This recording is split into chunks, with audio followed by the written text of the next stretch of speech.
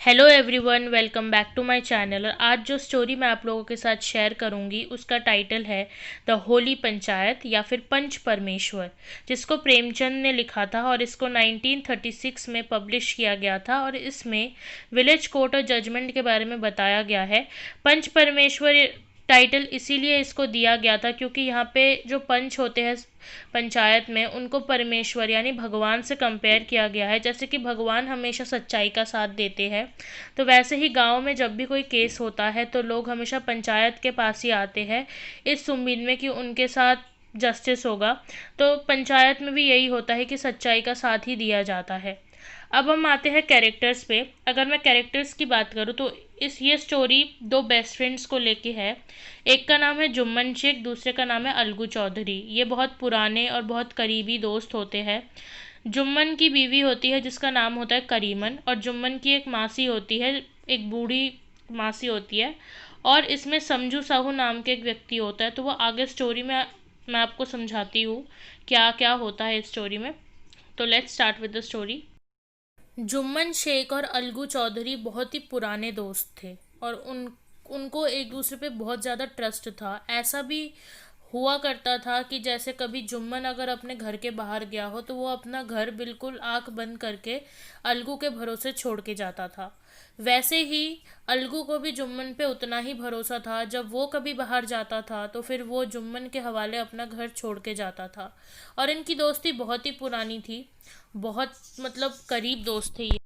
इतने में इस स्टोरी में एंट्री होती है जुम्मन के दूर की मासी का। वो बहुत बूढ़ी हो चुकी थी और उनके अपने परिवार में बोले तो कोई भी नहीं था। तो वो चाहती थी कि उनका जो भी बचा कुचा जायदाद है वो जुम्मन के नाम कर दे।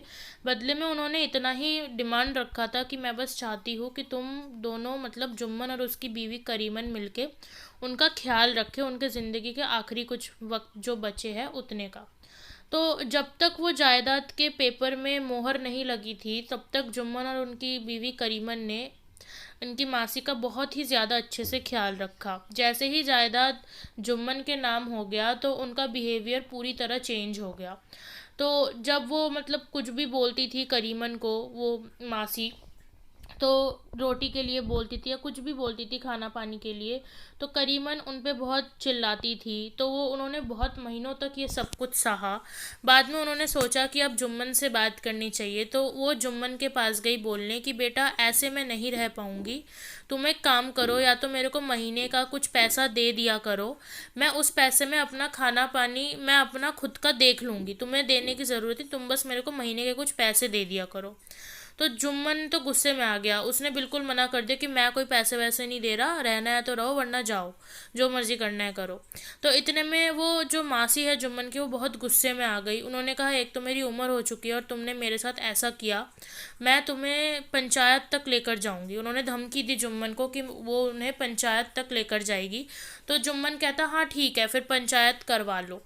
तो जुम्मन को बिल्कुल कोई वो नहीं था कि उसके खिलाफ कोई आंसर आएगा। उसे था कि हाँ कोई कुछ नहीं जाएगा, मेरा जो भी है मेरा ही है, इन्होंने अपनी मर्जी से मेरे नाम पे किया है।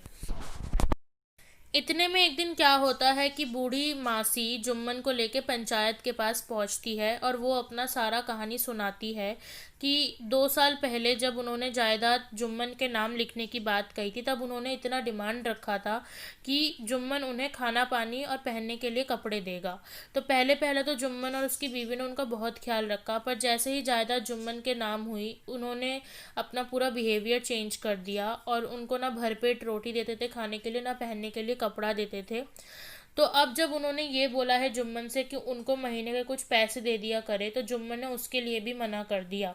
तो अब क्या किया जाए, उन्होंने इतना ही बोला कि पंचायत का जो भी आंसर आएगा वो उसी को मानकर चलेंगी। तो इतने में सवाल उठा कि सरपंच कौन बनेगा, पंच कौन बनेगा जो इस केस में आंसर देगा।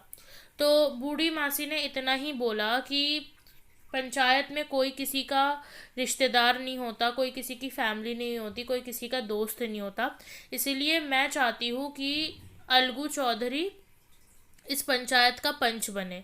तो हमें तो पता ही है कि कि अलगू और जुम्मन बहुत ही करीबी दोस्त है। तो जुम्मन मन ही मन खुश हो गया कि उसका दोस्त जब पंच बनी गया है तो इसका मतलब ये पंचायत उसी के बिहाफ में आंसर देगा, वही जीतने वाला है।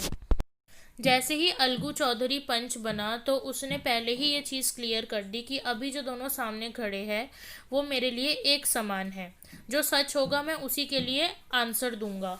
तो जो अलगू फिर जुम्मन और मासी से तरह तरह के सवाल पूछने लग गया और एंड में उसने अपना फैसला सुनाया कि जुम्मन को, बूढ़ी मासी को महीने के खर्च देने पड़ेंगे जिससे उनका रोटी कपड़ा चल जाए। अगर जुम्मन ने उनको पैसे नहीं दिए तो फिर जो जायदाद उन्होंने जुम्मन के नाम करी थी वो उन बूढ़ी मासी को वापस कर दी जाएगी। ये सुन के जुम्मन बहुत ही ज़्यादा शौक में चला गया। उसे लगा था कि उसका इतना करीबी दोस्त उसके लिए ही उसका साथ देगा और उसके बिहाफ में आंसर देगा, पर उन्होंने बूढ़ी मासी के बिहाफ में आंसर दिया। तो जुम्मन को तो बहुत ही ज़्यादा गुस्सा आ गया। उसने ये नहीं सोचा था कि अलगू ऐसा करेगा, और इसी चीज़ के वजह से उन दोनों की दोस्ती पूरी तरीके से ख़राब हो गई और जुम्मन के दिल में एक बदले की भावना आ गई। वो सोच रहा था कि कभी अगर उसको मौका मिला तो वो अलगू का साथ कभी नहीं देगा, और इस पंचायत ने उन दोनों की इतनी पुरानी दोस्ती कहीं ना कहीं ख़राब कर दी थी। कुछ वक्त बाद अलगू चौधरी दो बैल खरीद के लाता है जिसमें से एक बैल मर जाता है। तो वो सोचता है कि जो दूसरा बैल है वो उसको बेच देगा।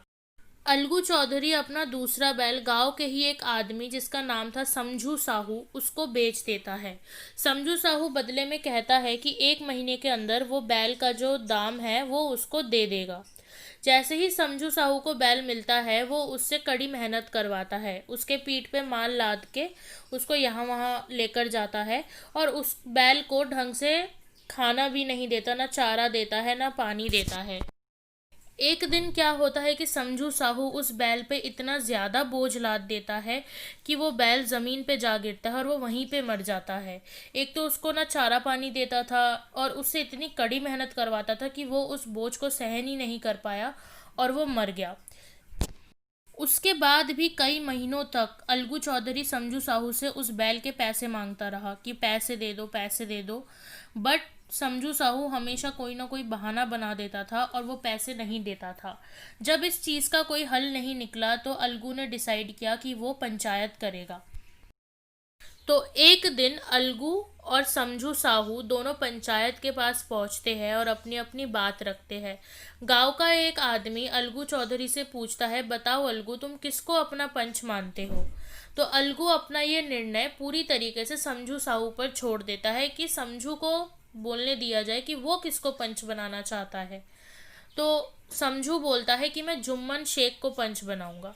ये सुन के अलगू थोड़ा डर जाता है कि पंचायत के बाद ही उनकी दोस्ती खराब हो गई थी, तो कहीं ऐसा ना हो कि आज जुम्मन उस चीज़ का बदला ले ले। दोनों मामलों में विचार करने के बाद जुम्मन अपना फैसला सुनाता है और बोलता है कि समझू साहू को बैल का पूरा दाम चुकाना होगा, क्योंकि जब अलगू चौधरी ने समझू को बैल बेचा था बैल पूरी तरीके से स्वस्थ था।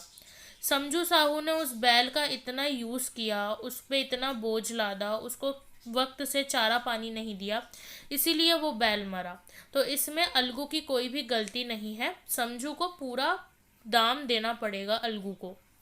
ये सुन के अलगू चौधरी को यकीन नहीं हुआ और वो बहुत खुश हुए कि जुम्मन ने उसके बिहाफ में आंसर सुनाया है, जो सच था उसके बिहाफ में आंसर सुनाया है।